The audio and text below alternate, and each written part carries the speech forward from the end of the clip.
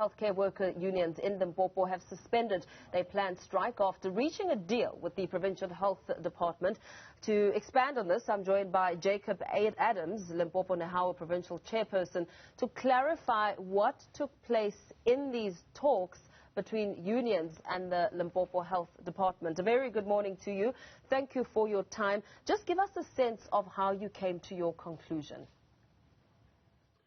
Good morning, and good morning to the viewers. Just to indicate that we have served the Department of Health with a strike notice, and the whole week, starting from Monday last week, we're in talks with the Department of Health, particularly to withdraw Circular 43 of 2020 and Circular 4 of 2021, which we must indicate that the talks were very tough. But ultimately, on Friday, we reached a settlement agreement which indicates that the department is going to suspend the implementation of the two circulars. And at the same time, we also agreed that, look, because the department is suspending, let's also suspend the strike so that we give negotiations a chance to yield fruits. Because we'll remember that the two circulars deals with the change of conditions of employment in the health sector in Limpopo, and as a result, because you will recall that we have not participated, the changing of terms and conditions of employment requires that there must be sufficient consultation, because you know that we are dealing with the Basic Conditions of Employment Act, which is the Act of South Africa which regulate, workers in terms of their conditions of services. But added to that is also that we have signed some collective agreements in the bargaining council,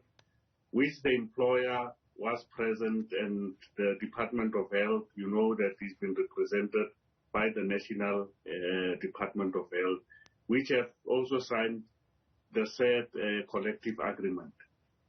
And in this regard, we must also indicate that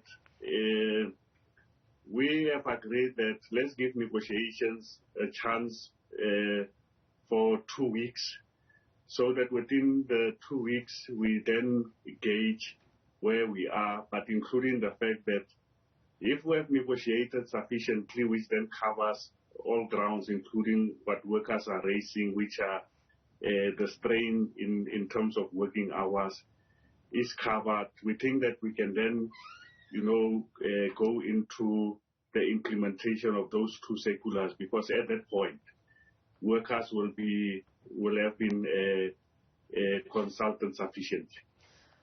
Let's just talk a little bit about what initially led to this problem.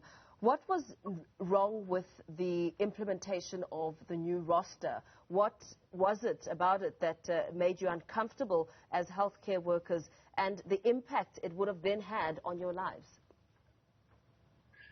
Look, let's first indicate that, with the old roster, workers will have sufficient time to rest in line with the Basic Conditions of Employment Act.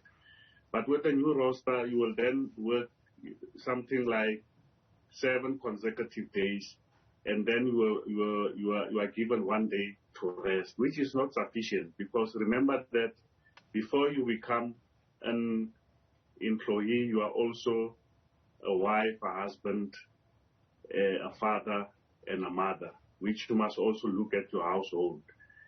But also, you know that in the health sector, not only confined to Limpopo, there are shortages of staff, which from time to time the employer will call workers to come and work overtime. And the collective agreement which we are referring to stipulates clearly that if there is agreement to work overtime, it means that you will then be remunerated. But if you then look at the new arrangement in terms of the circular, it says that you will then be given time off. Because, look, I'm not comfortable to go and work overtime while I'm off just to settle for time off. Because I think that I need some, money in exchange of my hours. Absolutely. Those are some of the issues. Thank you so much for your time. We are unfortunately out of time.